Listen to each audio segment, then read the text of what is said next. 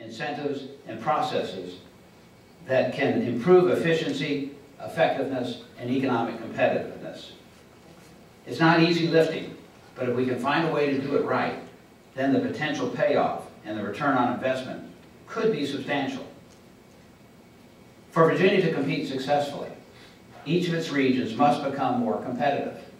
And a region's competitiveness, in turn, will be determined in part by how well the localities work together to improve efficiency, effectiveness, and key outcomes such as educational attainment and workforce quality. I know that VACO understands that all good ideas do not originate in Richmond. And that's why this annual conference is, yeah, there you go.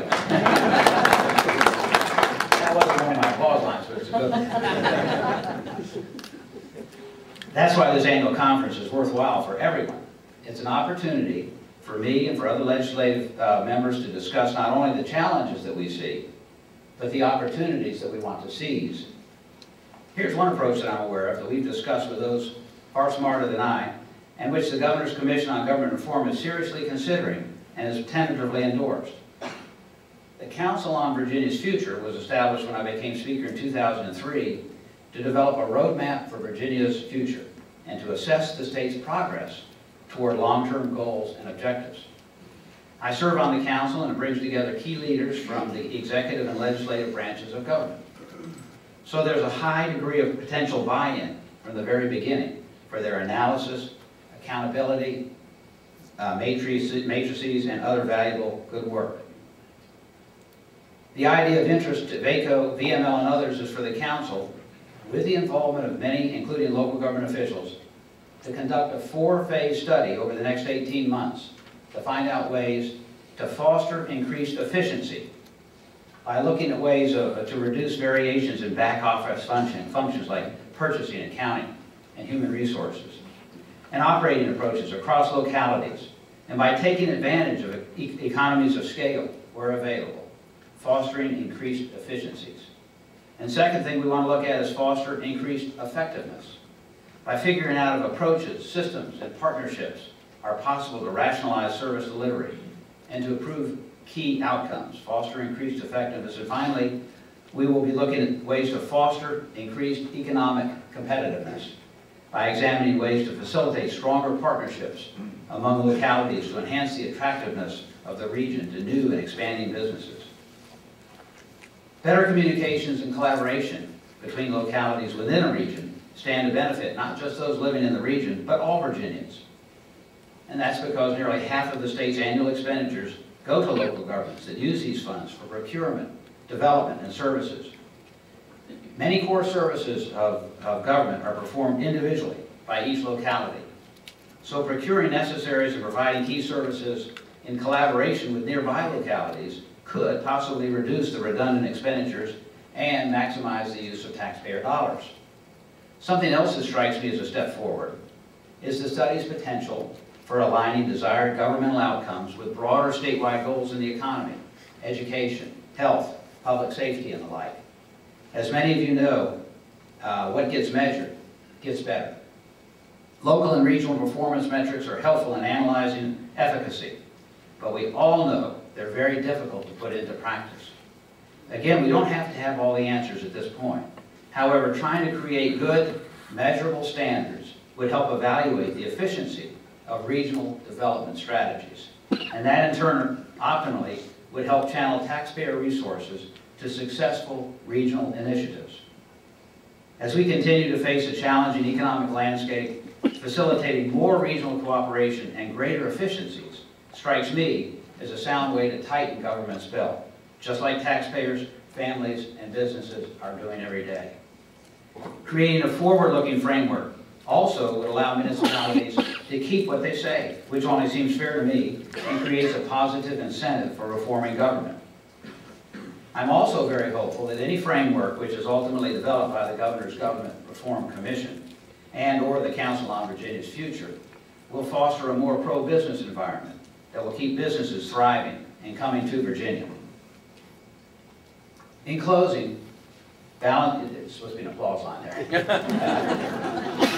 In closing, balancing the state budget coming out of the long and difficult recession that's been followed by an anemic growth, is going to be the issue of the upcoming 2011 session. No surprise there.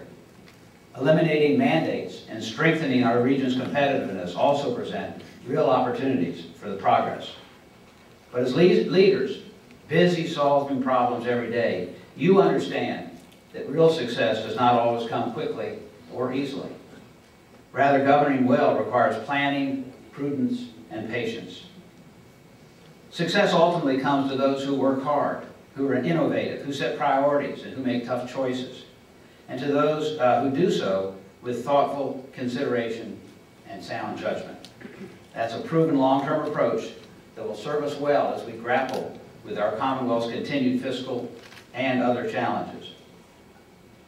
Now and always, I look forward to having the benefit of VACO's helpful input and ongoing dialogue. We're sure to have much to talk about during your annual legislative day on February 3rd in Richmond. But by working together, I believe we can reform state spending. We can make government work better and smarter for taxpayers we serve. And we can begin to restore economic security and prosperity for Virginians in every corner of our Commonwealth. Thank you again for having me this morning. I've enjoyed having this opportunity. I talked to Philip as I was coming up, and he asked if I wanted to take questions. And I said, well, it's Jeff Shapiro on the road. Only for that. Do I have time for 2 or 3 questions, Philip? Yes, sir. I don't want to infringe on the coffee break. If anybody has a question, a friendly one. And if you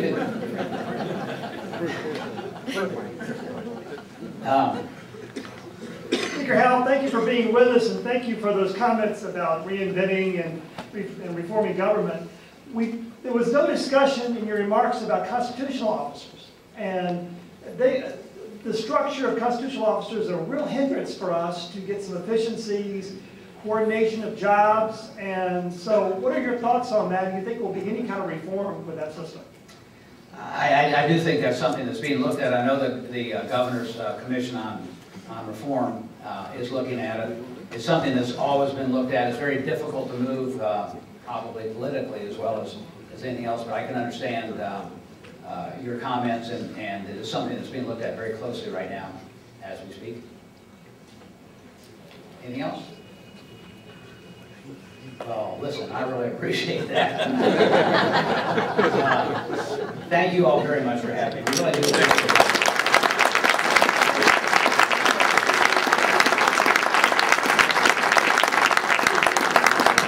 I got a little gift for the speaker. So he's been so gracious with me this year as president of VACO and opened his office up. And didn't have to do that. And we've been building bridges and establishing an excellent relationship. And I want to thank the speaker for that. He came here last year. He's here again this year. And so just a little token from Isle of Wight County.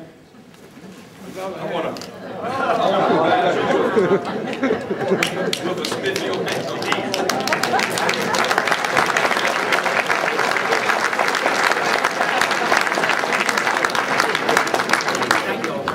Thank you again. Let's give the speaker a round of applause. Thank you.